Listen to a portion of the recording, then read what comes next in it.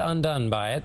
Human, a daughter who tended to her father in old age and then crossed the Atlantic in a gamble that friends might help. Instead, she found herself trapped by illness and circumstance. But Vorndick could see Eliza's story, saw her as a grandmother, since she was one too. A reminder of how history grows when new voices join it.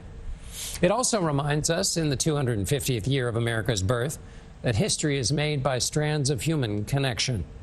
Thanks to Barbara Vorndick's work, Eliza's plea has finally been answered 180 years later. Today, at Hollywood Cemetery in Richmond, she is no longer an ocean away in a forgotten grave. She is home, laid to rest at last beside her father, the president, and her mother. And that's tonight's CBS Evening News Plus. I'm John Dickerson. Good night.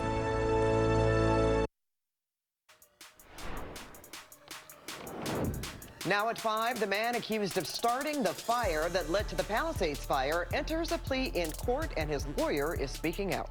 Plus, rigged poker games backed by the mafia and insider sports betting, the scandal rocking the NBA, and the players and coach caught up in the federal case. But first, a horrific big rig crash in Ontario now igniting a political fight. This is CBS LA at 5. Good evening, and thank you for joining us. I'm Pat Harvey. I'm Rutabaga Shabazi. The man accused of causing a deadly chain reaction crash in Ontario is due in court tomorrow. He's accused of being under the influence, and his status as an undocumented immigrant is making national headlines. Well, 3 people were killed in the 8-car pileup on the freeway, on the 10 freeway, in fact. And CBS LA's Joy Benedict tells us what we know about them, and a warning: the dash cam video of this crash is jarring.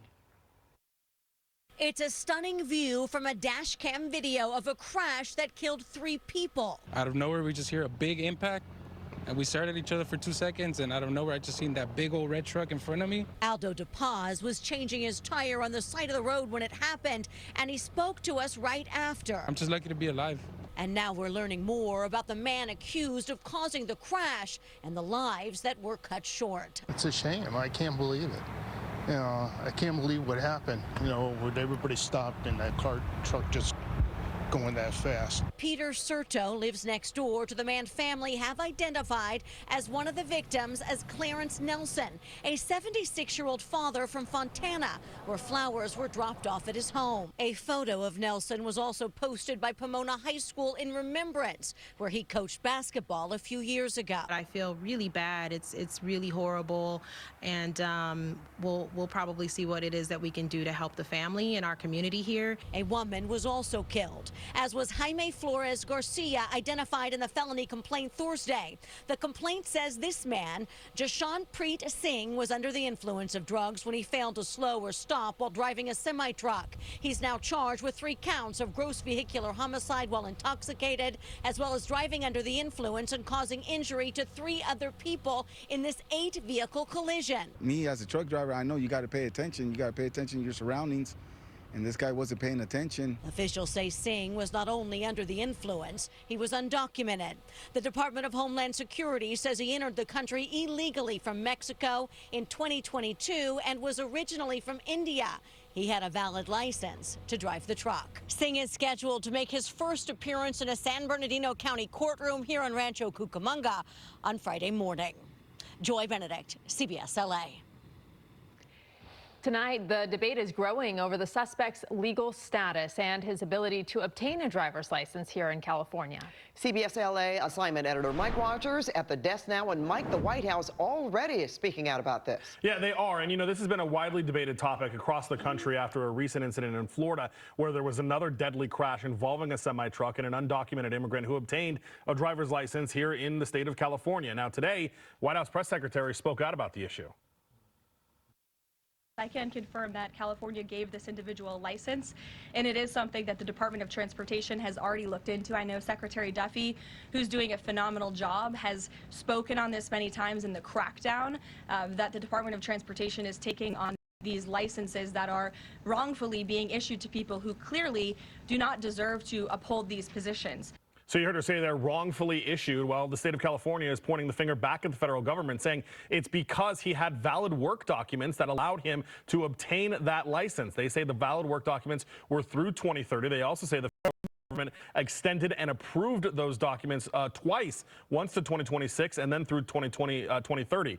They also say his commercial driver's license is a federal real ID, and that they use what's called a SAVE system, which runs those documents through the immigration system to make sure that they are valid and are allowed to have a driver's license. So the state of California is saying he was only issued a commercial driver's license because he did have all of the documents that gave him that legal status to obtain that commercial driver's license here in the state of California. Now, there's a lot of back and forth here. You heard in Joy's piece there, and we've heard from immigration officials saying that he entered the country illegally in 2022 and then was released into the country. What we don't know now, and what we are trying to get clarified through the Citizenship and Immigration Services, is whether or not he had legal status after that. Was he on an asylum waiver? Was he in this country and following those rules to obtain that legal work status program?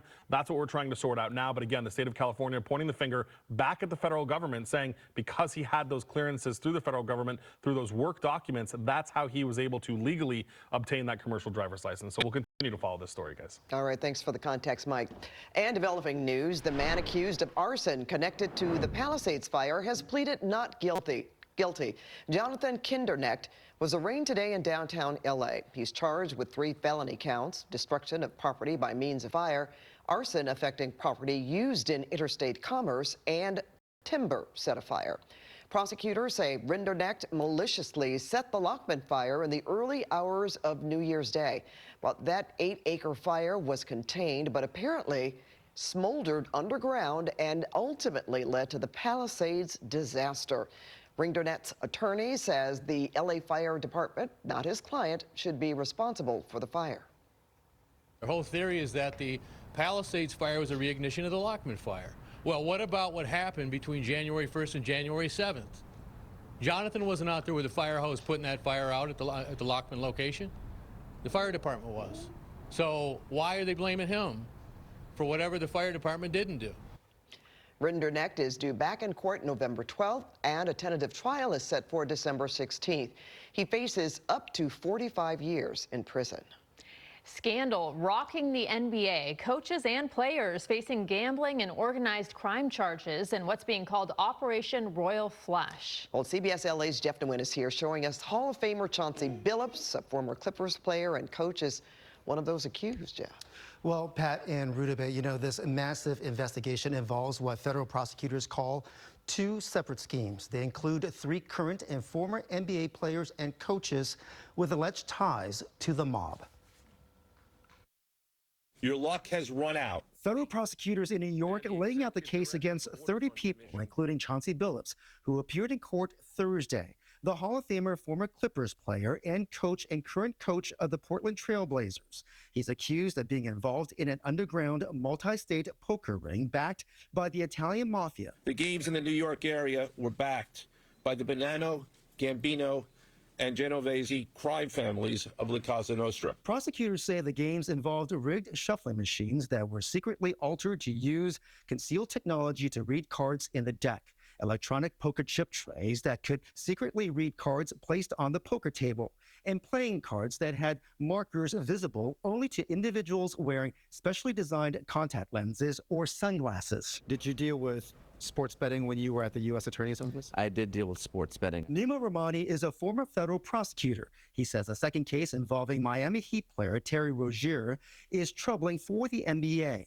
Prosecutors say this 2023 game is one of several where he tipped off others he would fake an injury. A lot of people believe the NBA is rigged, and this is just going to add fuel to that fire. While the cases are separate, 3 people are named as defendants in both, including Damon Jones, a former Cleveland Cavalier player and assistant coach. The Department of Justice highlighted 2 Lakers games in which they alleged that Jones was selling information related to the injury status of 2 players. The ones that are still active in the NBA, either coaching or playing, will their careers survive this? It doesn't look good. Sports attorney Jeffrey Lankoff represented Pete Rose in Major League Baseball's decision to reinstate Rose, making him eligible for the Hall of Fame following his gambling scandal. Lankoff says innocent until proven guilty may not be the bar the NBA has to recognize for now. The NBA can still, give out their own punishment. With the way it looks like on these charges could be severe. And this is Chauncey Billups wearing a hoodie, leaving court today after his court appearance. He got into an SUV surrounded by reporters. He is currently out on bond. And in a statement, Rozier's attorney said Terry was cleared by the NBA and these prosecutors revived that non-case. Terry is not a gambler, but he is not afraid of a fight, and he looks forward to winning this fight. The NBA says that both Rozier and Billups have been put on leave as the league cooperates with the investigation. Pat and Rudabeh, we'll send it back to you.